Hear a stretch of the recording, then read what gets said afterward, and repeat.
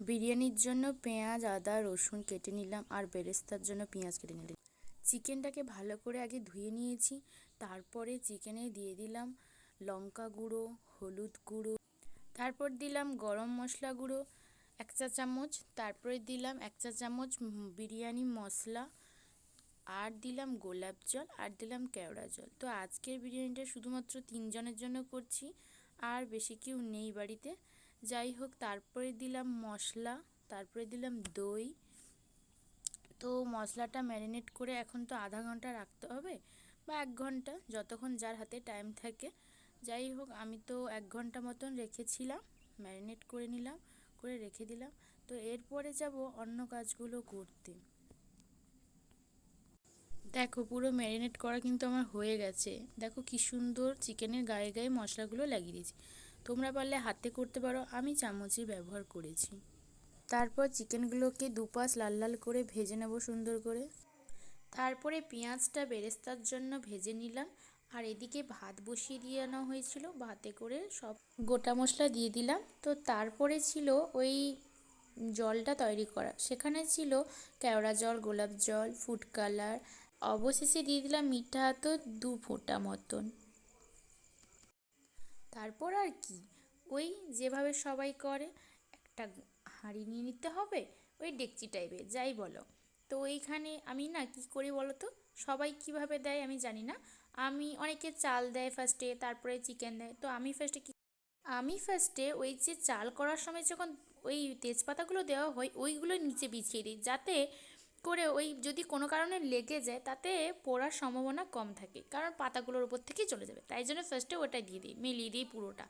তারপরে দিয়ে দিই চিকেনের একটু গ্রেভিটা, তারপরে দিলাম আলু, চিকেন, সমস্ত কিছু দিয়ে দিই, আর তারপরে রাইস দিই। তো আমি এইভাবে করি। আর প্রতিটা লেয়ারে আমি কিন্তু মানে লবণ আর বিরিয়ানি মশলা আর ওই যে বেরেস্তা, এগুলো কিন্তু প্রতিটা লেয়ারেই আমি দেই, কারণ সমস্ত দিকটা যেন, সমস্ত লেয়ার যেন একই টেস্ট হয়। তাই জন্য আমি একইভাবে সমস্ত লেয়ারটা দেওয়ার চেষ্টা করি, কারণ যাতে টেস্টটা একইভাবে আসে। তো মাঝখানে না আমি ডিম সিদ্ধ করে নিয়েছিলাম, যেটা তোমাদেরকে দেখানো হয়নি। যাই হোক, ডিম সিদ্ধও মাঝখানে দিয়ে দিলাম। তারপরে ওই যে আগে থেকে যেটা করে রেখেছিলাম ওটা ওপর থেকে দিয়ে দিলাম। এটা কিন্তু প্রতিটা লেয়ারে আমি দেইনি, কিন্তু প্রত্যেক সময় দেই। তো আজকে একটু আলাদাভাবে দিলাম। আর ঘি দিয়ে দিলাম অবশেষে, আর বেরেস্তা একটু ছিল, বেরেস্তাও দিয়ে দিলাম, আর বিরিয়ানি মশলা, তারপরে গ্রেভিটা যা ছিল সেটাও দিয়ে দিলাম। তো পুরোটা কালারফুল করে দেবো। কিন্তু আজকে না আমি খুবই কম মশলায় করার চেষ্টা করেছি, কিন্তু অন্য দিন আর একটু মশলাটা বেশি দিই। যাই হোক, আজকে কিন্তু কম মশলায় করার চেষ্টা করছি। তোমরাও চাইলে একবার এই রেসিপিটা তোমরা একবার বাড়িতে ট্রাই করতে পারো, কারণ বিরিয়ানি তো সবারই ফেভারিট থাকে, এখন ছোট বড় সবারই ভালো লাগে। যাই হোক, আমার কিন্তু পুরো হাঁড়িটা সাজানো কমপ্লিট হয়ে গেছে। তো এবারে আটাটা আগে থেকেই না মাখিয়ে রেখেছিলাম, ওটাই চারিদিক ভালো করে লাগিয়ে দিলাম, যাতে বাষ্প না বেরোয়। বিরিয়ানিতে হতে এখন 30 থেকে 40 মিনিট টাইম লাগে। সেই ফাঁকে আমি আগে থেকে স্যালাডটা কেটে রাখলাম। তো শসা আর গাজর একইভাবেই কেটে নেবো, আর সঙ্গে পেঁয়াজটা যদিও আমি কাটিনি, দিদিভাই লাস্টে কেটেছে, তাই জন্য ওটা দেখানো হয়নি। যাই হোক, আর ছিল লেবু। আর এগুলো না হলে বিরিয়ানিটা ঠিক স্যালাড না হলে চলে না। আর একটা যেটা ওই যে রায়তা, ওটা কিন্তু আমি কখনো করি না, কারণ আমার নিজেরও খেতে ভালো লাগে না, আর আমার বাড়িতে কেউ খেতে ওটা পছন্দও করে না।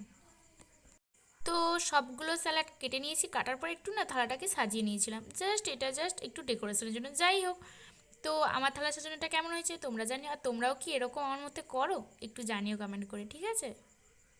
40 মিনিট পর বিরিয়ানি হাঁড়িটা খুললাম, উফ, সেই গন্ধ আর সেই ধোঁয়া ঝরানো। যাই হোক, বিরিয়ানিটা কিন্তু দারুণ হয়েছিল, একদম ঝরঝরে, ভাবতে পারিনি এত সুন্দর হবে।